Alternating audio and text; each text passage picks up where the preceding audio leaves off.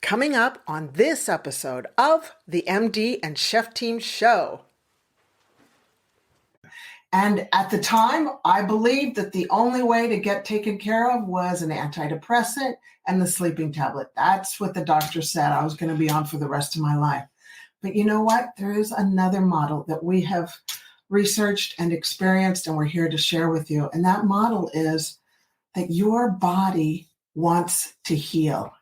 And when you allow your body to heal by giving it the right stuff and removing the bad stuff, it will heal.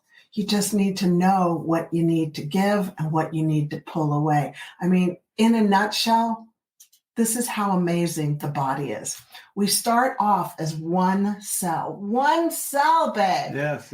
And then After an act. An love maker's act. And after that one cell, then it becomes a trillion cells. How does that happen? It's programmed. The cells know what they need to do. Your body knows what it needs to do to heal. And that's why we encourage you to stay with us and find out about today's topic. Yeah. So we're here for you. We're going to be here week after week after week, delivering a word of health, delivering a word of prevention, reversal, and health. We want to walk alongside you with that path of having long-term health, not about, I got something next week. How am I going to get there? But how do I have a long, happy, vibrant life? Because the research now shows that on average, people, the last 20% of everyone's, doesn't have to be us, but the last 20% of people's lives is lived in ill health. Meaning, if you live to be 80, that means from 64 to 80, you are living in poor health. There's a lot going on. It could be a chronic disease. It could be arthritis. You might have pain. You might not feel good, but you're not feeling good for that last 20%. Because you're following the model you've heard over and over and over again, and you believe that story. Because that other model, the conventional model of medicine, is there to keep you going, but it's not keep you going at a quality of life. And that's what we want to talk about, is having that quality of life until you're done, until your last breath. You are in optimal health until, okay, that's it, done, see ya. But it was all good right to the end. Until your last breath. Yeah. So what are we going to talk about today? Well, may we have today's conversation schedule up today. Our lovely producer, Jenna, behind the scenes, who makes everything look so good for us. Thank you, Jenna. So today, I got a question. Actually, almost a statement. But today we're going to be talking about depression and mental health, mental illnesses, and your gut. Say what?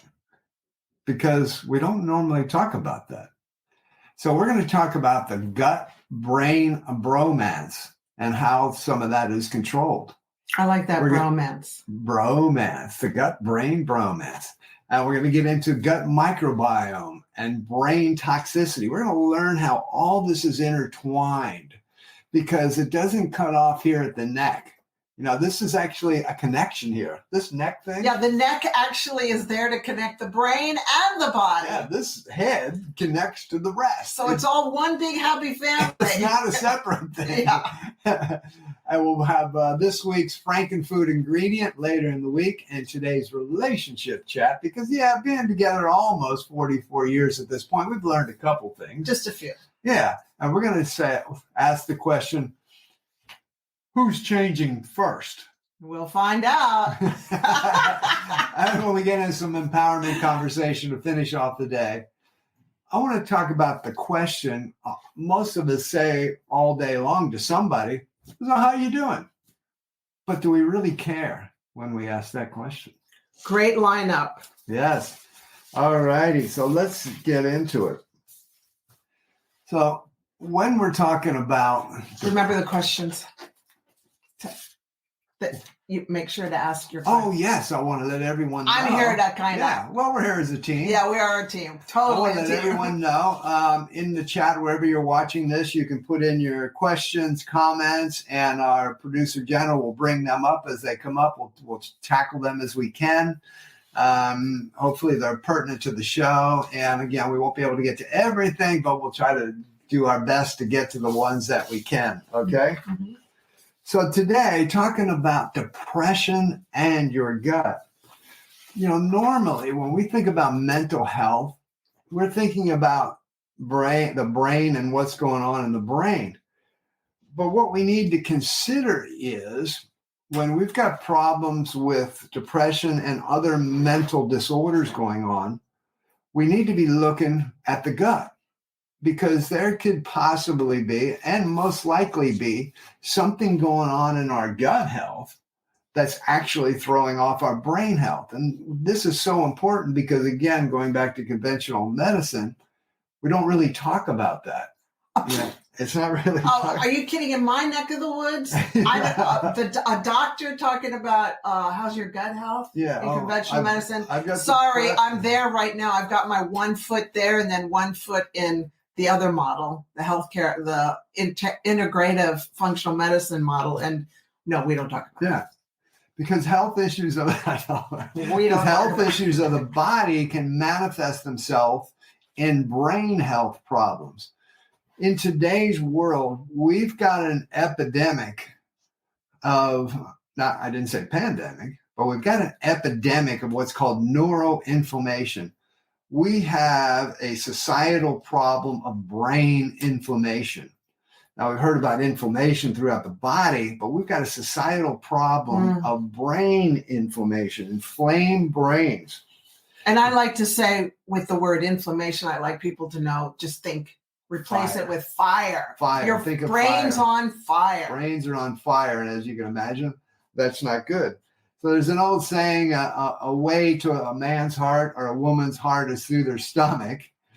But actually, what we need to understand is that food that enters into our stomach is a way to the brain. So that food entering the stomach can cause problems to the brain. Mm-hmm. So that's what we're going to be looking about today. Now, I got an amazing statement here. Well, I didn't make it, but I just want to bring this up because Hippocrates, known as the father of medicine, once said, now this, I've got to read this quote. Hippocrates once said, bad digestion is the root of all evil, and that death sits in the bowels. Well, you know what? Did he say that 50 years ago? 100 years ago? No. He said that over 2,000 years ago in his lifetime.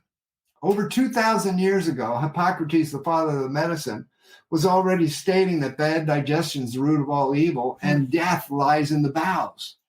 So this is not like a smart doctor. But he said that long ago, thousands of years ago. So it's not like this is not known. Right. This is not like this is new. Oh my gosh, we just discovered about this. This is actually widely known in the medical field, except it's not used. It's not practically used in today's conventional medicine. That's right. There's plenty of research articles out there. The science is there, but we're not talking about it in conventional medicine. So that's why we're bringing it up here. Yeah. Because we're talking about the stuff that really helps with the other model of the body allowing itself to heal. Yeah.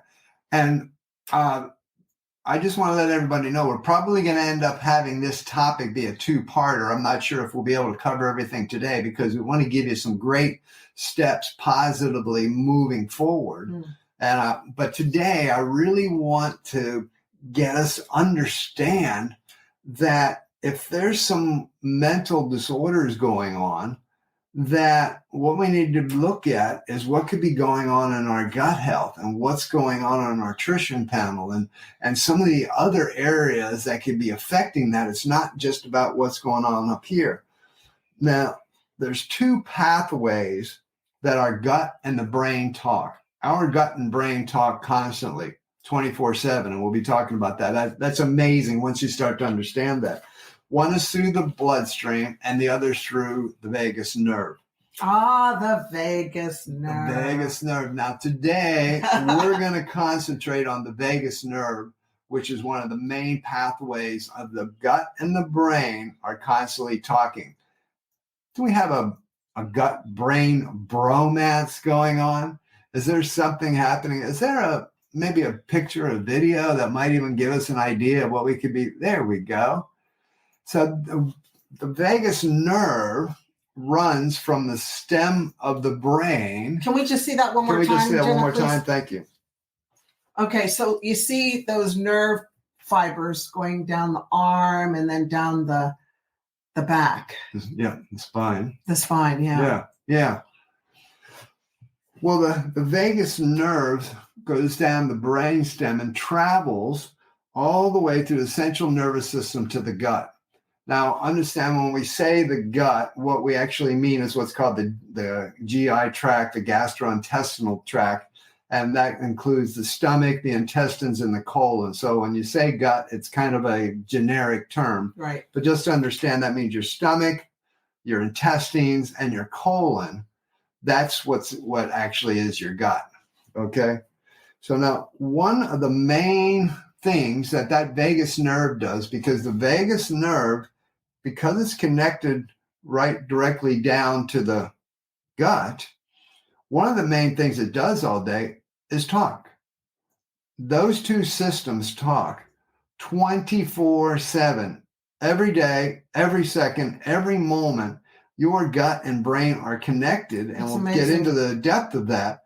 But when you start to understand that all day long they're interconnected, and what's going on up here is affecting what's going on down here, and what's going on down here is affecting what's going on up here. Let them just chew that up a little bit for a second. Yeah. So what's happening here is being felt in the stomach, in the gut, and what's happening in the gut is being felt and affecting the brain. So it's a highway back and forth. I don't know about you, but there's not a lot of doctors talking about that in the office. So this stuff is really, I mean, nobody's talking about gut health for depression, treating the gut for depression. Well, some are, but I mean, a lot are in the functional world. Yeah, of integrative medicine. Yeah. And understand the majority of our immune cells, a majority of our immune system is in the gut. 60%. Just so you know, 60% of the immune system is in your gut. And your immune system is your army. It helps you fight infection. Yeah. So are we giving the soldiers good food to be able to fight, or are we giving the soldiers bad food so they're on their backs and they can't fight? Yeah. And those immune cells that live in the gut are just below the gut lining, and they talk back and forth to the brain to say, hey, here's what's going on. Here's what's happening. And just understanding that we actually have more nerves in our gut system than we have in any part of the body. We always think that there's more kind of nerves and cells and neurons going up here in the brain. That's what, yeah. But there's actually more going in our gut. And again, our gut, meaning our stomach, our intestines, and our colon.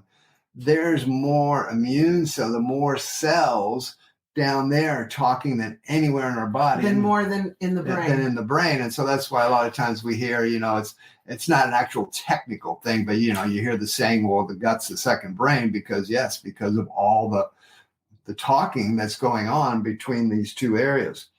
Now, when that vagus nerve from the stem here of the brain, the brain stem goes to the gut, what it does is it fingers out once it reaches the gut, and it actually surrounds the gut, the stomach, and all the walls of that, almost like a knitted sweater.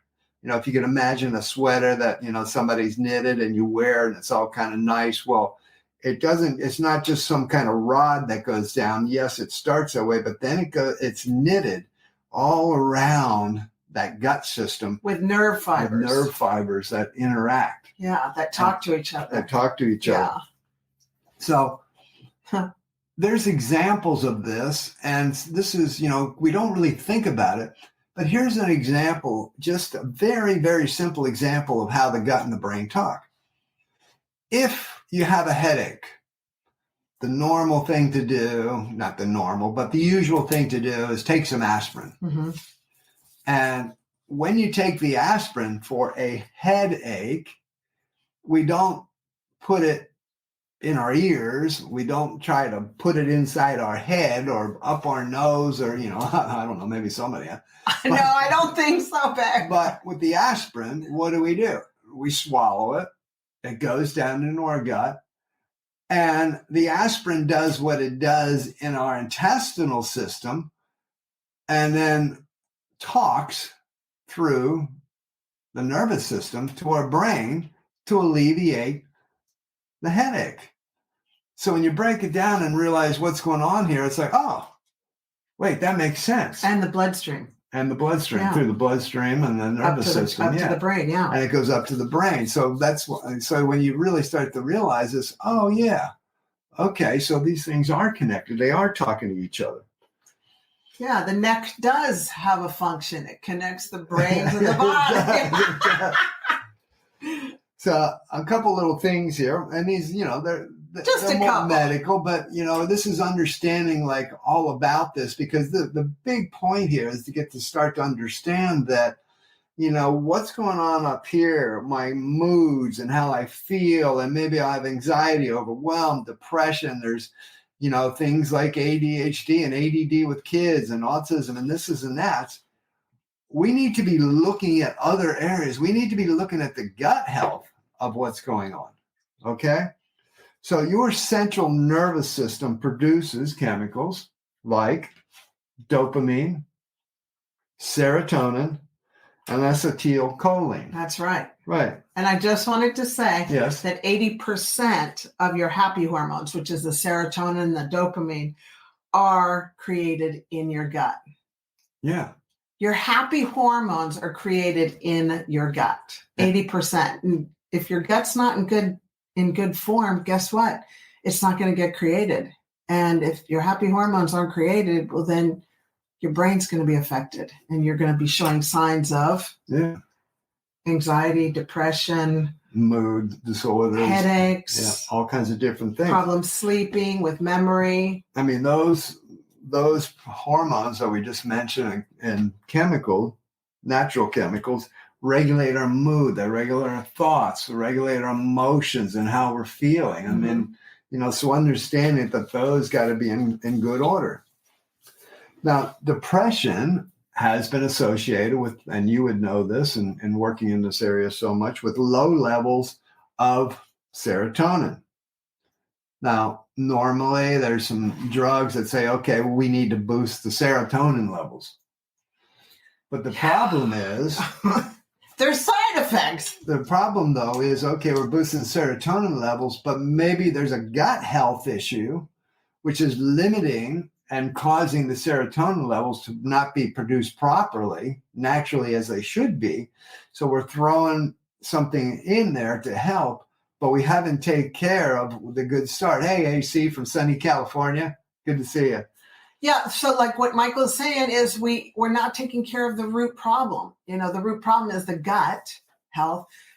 One model, the conventional medical model, knows how to just give you the pill. But then the health model, the natural health model, your body healing, is, okay, why don't we repair our gut so that we have continuous, long-term, sustainable serotonin production? Which one sounds more productive? Which one sounds more productive to have that quality of life till the end? Because we know the other one can help, but it's not giving us that quality of life. Again, going back to that last 20% of life, we know people aren't having a good quality of life. Right. And I just wanted to interject, if you're on medication to increase your serotonin levels, if you're on an antidepressant, hey, look, I was there. I know that space, but I want to give you hope that you can actually learn how to repair your gut. And slowly, once that's repaired, you can slowly get titrated off with the help of your doctor. So I don't want you to feel ashamed because that's not what we're about, because I've been there. I want you to understand that if you are taking an antidepressant, hey, some people need it and it will help you, but do you really want to be on it long term, or do you want to get to the root cause? Well, we encourage you to get to the root cause and let your body heal, because it wants to heal. Yeah. Yeah. It really, really wants to heal. It wants to do that naturally. Yeah. It's how we help the body heal naturally, or we hinder that natural process. Oh, babe. So let's briefly talk about gut microbiome. We've heard this word, but gut microbiome. And that's about the bacteria in the gut system. We've got around 1,000 types of bacteria in the gut system. We think of bacteria like, oh my gosh, that's horrible, bacteria. No, it's good. We have natural gut bacteria. Some are good, some are bad, but we have a natural balance of the good and the bad bacteria. Our body has a system of keeping that in balance, keeping that in check. But what happens is through lifestyle factors, and today it's more in the lifestyle factors, we'll get into nutrition and stress. Those are two of the main ones. And shall I say toxins too, is when they get out of balance, when that gut microbiome gets out of balance, and through our lifestyle factors, we can throw that out of whack very easily, where all of a sudden the bad bacteria are starting to run the show over the good bacteria. And when we have changes in our gut microbiome in a negative way, shall I say, where the bad bacteria are growing and multiplying and taking over the good bacteria, then we can start to see changes in the brain. Because again, going back to the two, talking 24/7, things that are going on in the gut can start to change things in the brain. And that's when we can start to see things like the depression. We can start to see mood disorders. We can start to see other things like cognitive decline, Alzheimer's, insomnia, Parkinson's disease, a lot of anxiety, those brain health issues. Because if we've got a microbiome imbalance going on in our gut, then the toxicity issues are actually talking to the brain and starting to throw the brain off. Because I do want to say, there's kind of a bottom line here, is that toxic gut bacteria can actually poison our brain. So when we get that out of balance and have a toxic gut, or, I might say just poor gut health, then we can actually start to poison our brain through our gut system. Now, I'm going to have our beautiful Dr. Isabel get into explaining a very natural thing that should be happening to alleviate toxins in our gut system, in our digestive system. However, sitting in front of over 500,000 people, I have heard from you, and I know that there's so many people. 500,000 people that I've seen one-on-one. Face to okay? face. Yeah, over the 30 plus years as a doctor. Yeah. Not all at one time. No, I know. But over 500,000 people face to face, one-on-one, yeah, is that there's a problem out there for people alleviating toxicity out of their digestive system. And that is through, we've got a couple natural ways. We've got sweat. We've got peeing. Urination. Oh yeah. Well, you want keep it technical, buddy. Well, I'm going with the non-technical. And you could say bowel movements. I'm going with poop and pooping. So for a couple minutes, we're going to get into a pooping class, because this is so important. We need to be alleviating those toxins in our body. That's right. So can you give us a little take bit? Take it away. Give us a poop class. The topic of this conversation is, how's your poop?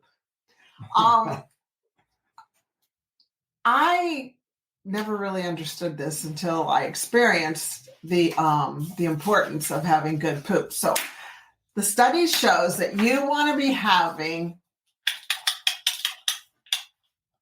30 centimeters, which is about, what is that, babe? About 2 feet? Probably a foot and a half. A foot and a half. Whatever. You want to be pooping this every day. Not all at one time, but this every day. And it can be this twice a day. Okay. So are you doing that? And is your poop the size of like a hot dog? Is it and you can do by doing your index finger and your thumb. Is it round like that? Or does it look like rabbit poops? Okay. Rabbit poops is constipation. You want to, so I just explained. Were they like little pebbles or little stones? Yeah, little pellets. Yeah, that means hydration, right? Right. Or dehydration. Dehydration. You're not hydrated. Right, exactly. Yeah. So the key is you want to be pooping this much, 1.5 feet every day, or 30 centimeters. And you want the size of your poop to be from your index finger to your thumb. Now, a lot of people may say, but I don't look. Well, start looking, because it's very important. The reason you want to start looking is because imagine a toilet system that backs up with poop. Then it gets up all over I'm being dramatical, of course. It gets up all over the floor and it's a mess to clean up. Well, that's what happens in your system. If you aren't pooping what we just talked about, then all those toxins, because poop is toxins, that's your body's way of getting rid of toxins. Yeah. If you aren't pooping correctly, then all that poop gets matted onto the inside lining of your colon and you get sick because your body absorbs the toxins back into the bloodstream, circulates into your brain, and you get sick. A lot of people with headaches is because they're constipated. So it's very important to take a look after your poop and see what it's looking like. Because that's medicine. That's your body that wants to heal, telling you, I'm not doing too good. I'm backed up. My pipes are backed up. Yeah. And that also can lead toward cancers too. Yes, exactly. When you aren't alleviating that toxicity natural, it's staying in your body systems and circulating around. And, and with what we're talking about today, you're now creating bad bacteria in your digestive system and in your gut health, which again, your nervous system is going to pick up on, your bloodstream is going to pick up on, and your brain's going to pick up on. So that becomes, such a toxic. It's an important topic to talk about. Nobody likes talking about it, but we got to talk about it. Okay? Yeah. And I'm amazed how many times you've been in front of people and, you had something to say where somebody said, oh, yeah, I just poop every few days. And I'm like, whoa, where's the food going? How are you cleaning? What's going on there? Because it's getting backed up. Yeah, there's a backup happening there. So if it's happening, you got to really be looking at that. And that's a whole other discussion. Yeah, how do you clean all that up? Welcome back, you healthy brain enthusiasts, to the MD and Chef Team Show. We're going to continue on our discussion about your gut and depression and the connection. And hopefully you came back after Dr. Isabel's poop discussion because, it's... You got to poop every day. Yeah, it is so, so important. It's one of those topics you just don't hear anybody, well, I won't say anybody, but most people just don't talk about it. You don't hear much in the medical field. Are there any questions when we came back? But it is so, so important that it's one of those topics we need to talk about. Right. I didn't mean to cut you off, but I remembered we wanted to see if there were any questions. Nope, not this time. We're talking about the gut microbiome. Okay, so we've been talking about the gut to the brain. Now let's talk about the other way around. Because it's been proven that 2 hours of psychological stress will throw off our gut microbiome balance. So 2 hours of psychological stress. Who doesn't experience that? Where you're in a situation for 2 hours where it is just massively stressful. Now, I'm not talking about, hey, I'm moving and I'm stressed because of the move. I'm talking about something in life that's happening where, it could be a job situation, a career situation, a relationship situation. People, just something in life where psychologically you are just in your mind, you're just stressed and you're kind of anxious and wired from it. That actually has been proven to throw off your gut microbiome and start to ignite the bad bacteria in your gut system. Now, if that happens every once in a while, okay, it's not, your body will naturally bring it back in. Right. But if you're in situations where, like, every day you're in a couple hours of psychological stress, your gut talking to, or your brain talking to your gut is actually starting to throw off your microbiome balance. And there could be some problems there now. It's actually your brain starting to throw off the gut because of what's happening down there and compromise. And what happens is when you start to throw off that gut bacteria, you start to compromise how your body is absorbing nutrients, because with the good and the bad gut bacteria, again, it's normally in balance. Your body, it breaks down the nutrients that we eat, and it's done properly. So the good goes up into our system and up into our cells, and the bad is passed through, by urination and pooping and sweating, like we talked about. Good job. Toxicity's going out. Pee, urinating. Toxicity is going out, naturally happens. But when we're psychologically stressed and throwing that off in our systems, then our gut bacteria kind of starts to lose how it's supposed to be doing things properly. And that's because of the vagus nerve. Yeah. Because the vagus nerve speaking down. Yeah. Through all the gut, through all the nerve endings and that, and throwing things off. Now, here's an example. Lactobacillus, which is a good gut bacteria. Good bacteria. Normally breaks down sugars and prevents harmful bacteria from lining the intestines and protects against fungal infections. And I'm going to ask you in a moment to kind of elaborate a little bit on those fungal infections, because there are a lot of things that could be happening there with that. But when we are stressed psychologically in the brain and through the vagus nerve is talking down into the gut, the lactobacillus bacteria fails at its purpose of breaking down sugars and preventing harmful bacteria. And when that happens, and it happens too often, we're starting to allow creation of fungal infections and throwing off the different things that could be going on in our intestines.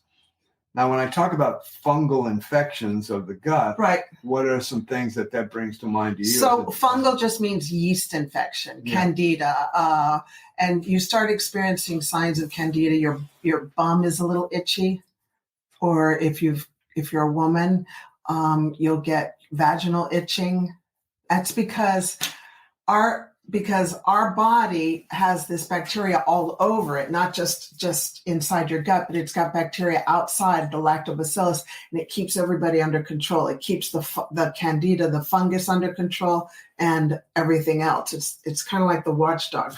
But when you're feeding it bad food like sugar, which just, by the way, is as bad as smoking cigarettes, then the sugar kind of knocks out the sugar increases the fungal infection because it's food for the fungus.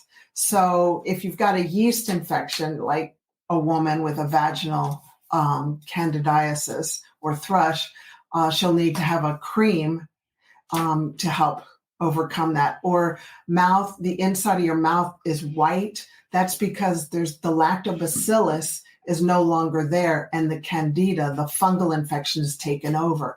But there's treatment. But the key is, it could be better if you learned how to balance and eat correctly. You see, like our gut actually starts in our mouth and ends up our gastrointestinal, our digestive system actually starts in our mouth and ends out through our bum. And so what we put in our mouth begins breaking down, and then it gets digested into the stomach. So it's a continuum. It's not just like the gut. It's the whole tube. And what's interesting with what you said there is, with that fungal infection, things like candida and that, with what we've just talked about here recently, is we also look at, well, what's going on in our brain health? Is this person under a lot of stress psychologically? Is there something going on in their lives from a stressor point of view that's actually throwing off what's going on in the gut. So it's actually looking at both ends of the brain, the gut, the whole bromance of these two working together, where this isn't a whole separate thing where, oh, you've got something here, so we're just going to look at that. Now it's all interconnected. So we have to be looking at all these different areas, wondering which way they could go. Right. Now, I was wondering. There's a question? Is there, Jenna, do we have a question? Or maybe there is, maybe there is. Oh, there we go. AC Sports Live has a question. Like a colonoscopy flush. How often should we Every fully day. cleanse our guts like a colonoscopy flush? Yeah, colonoscopy is the tube that when you go see you go to the gastroenterologist, and a colonoscopy is they put a tube up and then they, I think they check for colon cancer. I think what AC is talking about is colon enema. It's an enema where a tube goes in. I don't recommend those at all, because what's happening is you're getting water pushed into your large intestine, and then sometimes the poop from the large intestine gets pushed up into your small intestine. There's a valve right there. And so you can get overgrowth of bacteria from the large intestine inside the small intestine because of the enema, which is not a good idea. Okay. I know it's big around the world, but this is the key. You can actually clean out your gut every single day. It's very, very simple. In a nutshell, you can be doing it by eating your greens, drinking your water. You can take vitamin C. Vitamin C will help you clear out. You can take magnesium citrate. That'll help clear you out. You can take, you can eat prunes every day, 3 or 4 prunes at dinner time. That'll make sure that you're cleaning everything out. Okay. So I hope that answers your question, AC. Yeah. And it's got so much to do with fiber. In today's world, we know that we're not getting enough fiber. Right. I'm not saying we aren't, because we really work on that, but research shows that most people aren't getting enough fiber, and that's because they're eating foods that have no fiber. They're having sugars and starches and frankenfoods, which we'll talk about in a moment. But if you are getting eating daily, where you're eating live foods, where we're talking vegetables and greens, types of salad greens, lettuce greens, and fruits, and like Isabel said, maybe just a 1 or 2 prunes or a couple prunes a day, or 3 or 4, or 3 or 4, or 4 or 5, whatever you need, depending if you need it. But if you're eating those live foods which have natural fibers, and your daily intake should be a minimum of 60% to 70% of those live foods, then you're going to have enough fiber. You're going to cleanse. And if you stay hydrated, properly hydrated, your body is constantly cleansing through the sweating, through the urination, through the pooping. It's set up to do that. So if there's a problem where we're having to look at what AC is talking about, then yes, you might have gotten to a point where you need that just for a fix and a reboot. But when you reboot, you don't want to go back into that again, where you need to reboot again, because during that time, everything's kind of toxic. Yeah. So it's looking at your daily habits of what you're putting through. Is that flushing your system and keeping you clean? Good. Well said, babe. Hey, so just to recap, just looking at the time, I want to recap a little bit on what we're talking about today. The time, babe. It just goes so fast. Your gut and brain have a bromance. If we could have that video, please, Jen, I'd appreciate that. Your gut and your brain have a bromance. They are speaking 24/7 every day through your bloodstream and the vagus nerve. Understanding it is a two-way street. What's going on in the brain is affecting your microbiome of the gut, and your gut health is affecting your brain health. So understanding that if you personally maybe have some things going on with mental health, as far as mood disorders, anxiety, depression, overwhelm, things like ADD and ADHD and all those types of things, we need to be looking at our gut health. And how can they do that, Beth? How can they start taking good care before we end right now? What 3 things can they do to start working on their gut health? Okay. As we just talked about with answering AC's questions, we need to be cleansing out our system. And we need to feed the good bacteria. Mm-hmm. So 3 things. Number 1 is proper hydration. Make sure your hydration is coming from water. Yep, a couple cups of coffees a day is fine, but not from sugary drinks, which feed the bad bacteria. Right. Okay, all those different ones that are out there. Because the coffee does kind of get things moving. Yeah. Well, a couple cups of coffee is okay. I mean, we can't go over the top with it, but we don't or need one. 6 to 8 Some a day. people just need one. Yeah, 1 or 2, but a couple. Or whether it's a green tea, which is fantastic. But I'm just saying your hydration needs to be good so that you got your urination going to clean you out. Number 2 is getting good fiber into yourself. And that comes through eating your vegetables, eating a rainbow of vegetables, an array of vegetables, eating your salad greens, eating your lettuces, multiple types of lettuces, and having those types of things flushing you through. Don't be too high on having too much, let's say, too much red meat, as the westernized diet is. You got a big plate of meat. We love meat. Love it. But it's not to be like your plate is a big amount of meat, big piece of meat, a potato, and there's 1 spear of broccoli.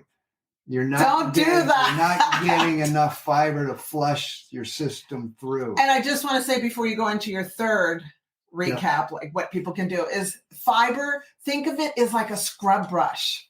It's like a scrub brush on the inside lining of your colon, and it kind of cleans things out every single day. So you should be eating that all throughout the day as good fiber. And you get that with your vegetables and fruits and yummy stuff. Yeah. And third is understanding that the brain affects the gut. If you've got some things going on that are causing you a lot of stress and psychological disorder, have a look at that. Start to think about, okay, what's throwing me off here? What's throwing me off that could be affecting my gut health? Because again, it goes both ways. And then maybe work on something where, okay, I need to reach out. Maybe I need to work on some meditation type techniques. I might be adding some different things into my life that can lower my stressors, and that could be many different things. But we'll talk about those. There's a few things you could do, but just understand that there's a bromance going on between your gut and your brain. And if there's something going on either way, we need to look at the full system. Because you could be depressed because your gut health is not well. Yes. Who knew, huh? Who knew? I sure didn't learn that in medical training. No. But now you know. So now I think, and just so you know, in part 2 next week, because I want to continue this on the gut health and the brain and that, we'll get into more of what not to do and what we should do. I know we gave it a quick recap, but next week I want to get into more of what not to do and what we should do, and a good path forward to making sure that gut-brain bromance, that whole highway is working well optimally for our future. Because it's your best friend. Your stomach, your gut health is your best friend. Yes. Controls a lot. Okay. Hey, so today, let's get into frankenfood. May I have the video for frankenfood, please? Today, let's get into this week's frankenfood ingredient.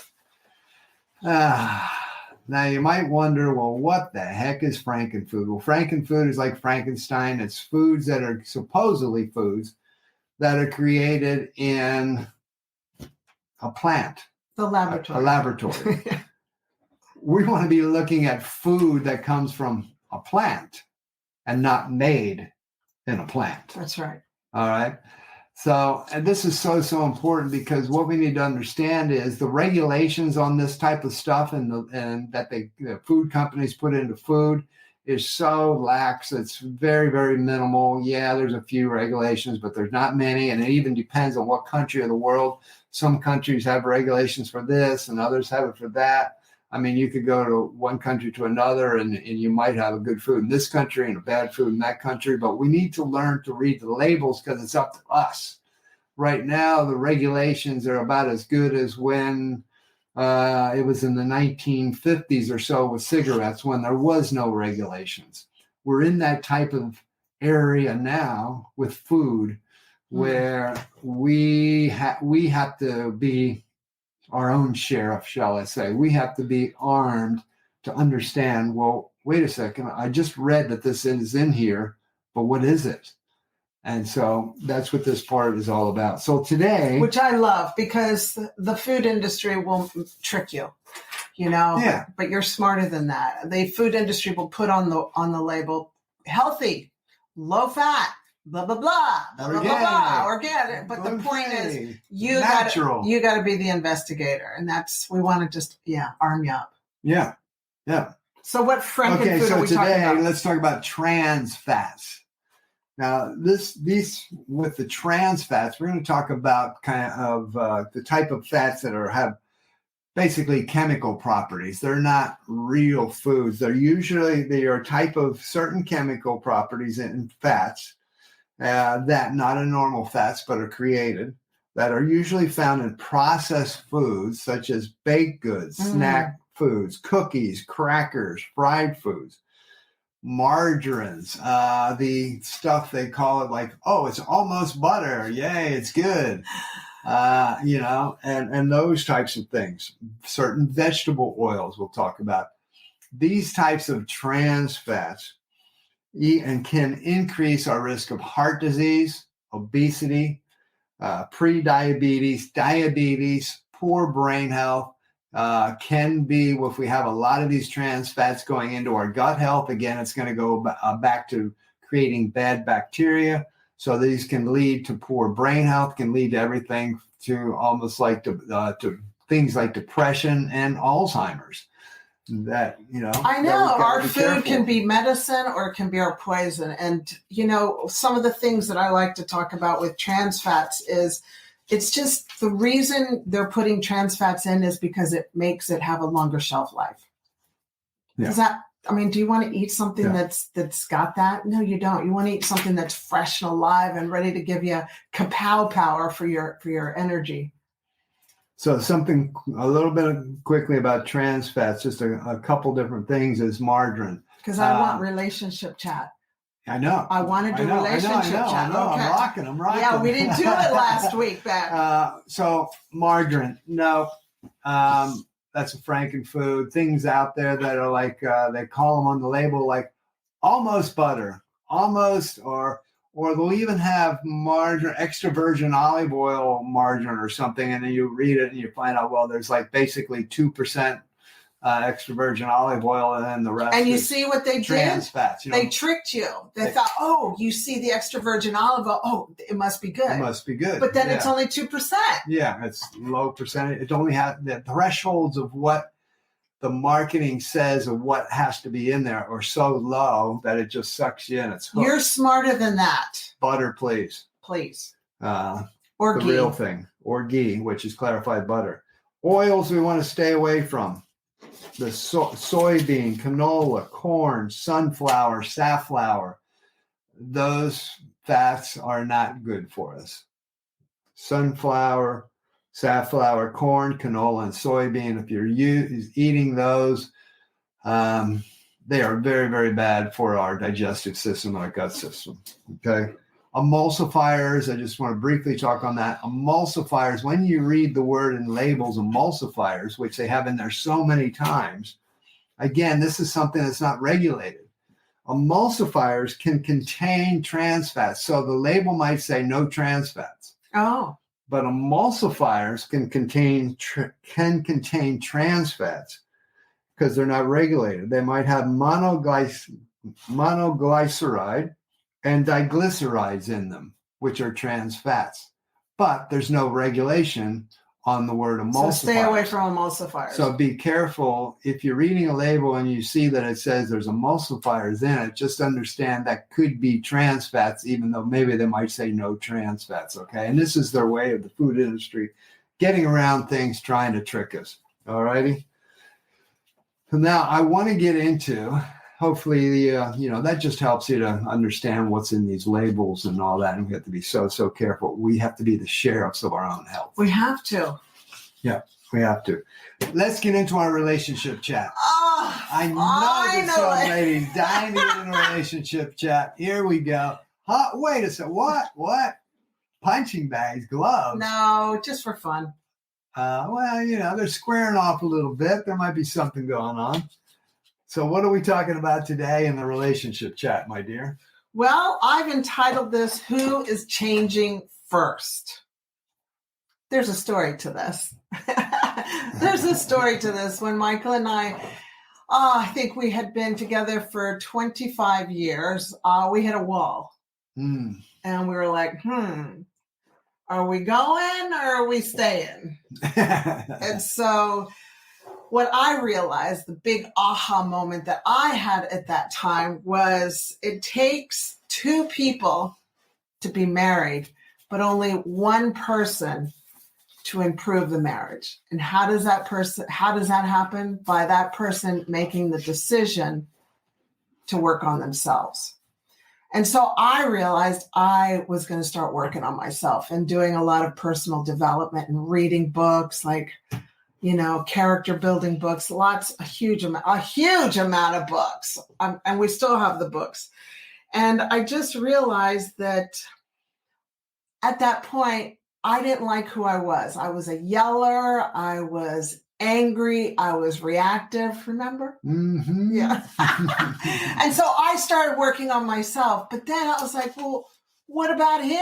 How come he's not changing? You need to change too. But, Michael did at his timing, but not right away. So here's the question.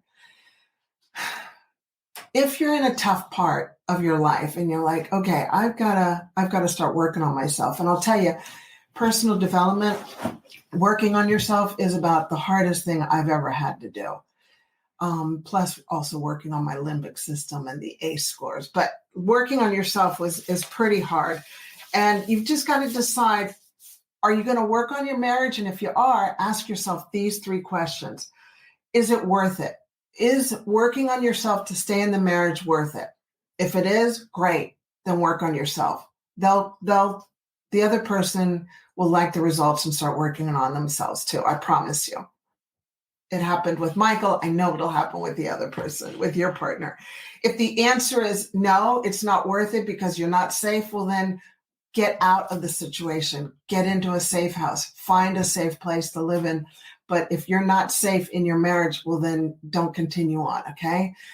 And the third is ask yourself, are you not going to change because you don't want to be the first to change? Well, then in all honesty, please don't be that person.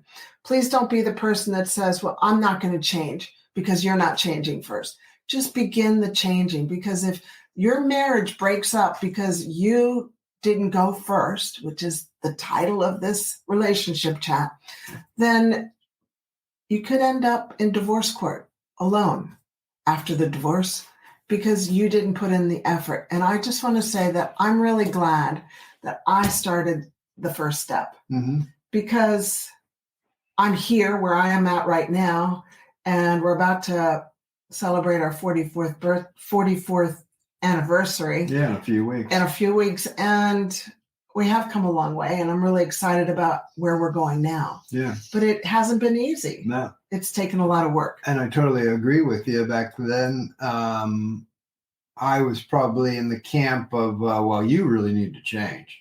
And I sure felt that. And yet, and as time went on, as Isabel made some changes and was working on herself and really becoming an amazing, amazing woman, it just flashed in my eyes more and more about, dude, hey, you're a mess too. You got a lot of work to go here. And so again, it just goes back to, as you said, if 2 people are together and maybe it's not working, but they're both not doing anything about becoming their best. And they're too stubborn for one of them to at least say, well, you know what, I want to be my best and I'm going to move forward. And if you come along, fantastic. If you don't, well, then, okay, that's probably not going to work. Because, you need to. You need to. Yeah. and see how it goes from there. But yeah. So to recap, you change you and they'll follow. And if they don't, well, then you just need to make decisions on what you're going to do. Okay. I'm grateful I changed. I worked on me. Well, actually, God worked on me because I can't change me. God helped me change. Yeah. Thank you, God. Yeah. But I'm glad I did because I just feel like I'm a better mom, a better doctor, a better human being. I have more patience with people. I love people. I'm not angry at people. And I love our relationship and where we're going. So yeah. We're only speaking from experience. That goes for both of us. And also then comes the realization that we want to be our best while we're here on the planet. And it's a work in progress and wanting to learn how to, hey, what's my best? Yeah. Yeah. And keep, because you know what your best is not. I just want to finish off with an empowerment thought before we leave. And this is a little bit about how on a daily basis, I'm sure we all do this. We see people, we might make this statement, hey, how are you? Whether you say, how are you going? How are you doing? Hey, what's up? As we're passing people. But the thing is, do we really care? Do we really care when we're making that statement? I mean, are we just throwing it out there all over? And I just find that we've gotten to a point in society that, through the recent pandemic, we got isolated. We all wanted to come back together and love each other and get to, socialize again. And there was that little bit of a, honeymoon phase right after the pandemic when we all came together and we're all like, oh yeah, it's so great to be with people. Now we're back into the daily things of life. But, when we see a friend or we see somebody we know, or we might see them in public, and just, I know it's not always going to be like this, but just think, when you say to them, hey, how are you going? Or, hey, how's it going? And you just kind of keep on walking and don't even listen to what the response is. Because I get that all the time. I actually respond to people when they say, hey, how you doing? I'll respond going, oh, fantastic. How's it? And they're gone. Like they just say, they're just saying it. And so this isn't a blast to everybody out there. It's just to understand that let's get back to that thing where if you're going to say, how are you doing? How are you going? Then actually mean it. Put something behind it and maybe even just look to see if they're responding to you, because you might catch somebody on that day who really needed somebody to ask them that question and care. You might find that you might be the person that day that made a massive difference in that person's life because somebody smiled at me. And asked that question. But behind that, they could feel that there was an actual person who cared. And maybe they stopped in their tracks and said, well, actually, now that you ask. So I guess what I'm saying is don't ask if you're not willing to listen. That's right. Stop and listen. Yeah. Because it's so true in today's society. So that's something I'm personally working on, because I never know when I ask that question as I see somebody or passing somebody who I might make a massive difference in their life today, where they need to talk. They need an ear. They need to be heard. Want to leave that with you today on our Empowerment Talk. So, hey, just to let you know, we're here every week here at the MD and Chef Team Show. We're here for you. We're here to bring you emotional support. We're here just to bring you a great word about health, well-being, living your optimal life till your last breath. So that as that research shows, that most people that last 20% of life are living in an ill health. We don't want that to be you. We want you to be going strong to that last breath. So come on because back. You can. Week after week. If you like what we're doing here, subscribe, like the show, comment, ask questions, because we'll be checking it all out for you. And if you want to learn more about us on social media and find some daily insights that we put out there every day, just look for @Doctor on a Mission. That's where you'll find us. And if you want to learn more about us on our website and what we're all about and what things we do, just check out doctoronamission.com. And we'll be back next week. We will. Yes, we will. Well, we'll be back next week because we're actually going to continue this discussion with part 2 next week, which is going to be amazing because now we're going to take it to the next step of some things of what we can do and maybe what we shouldn't do. Thank you so much. Just know you're loved. Thank you. Bye for now.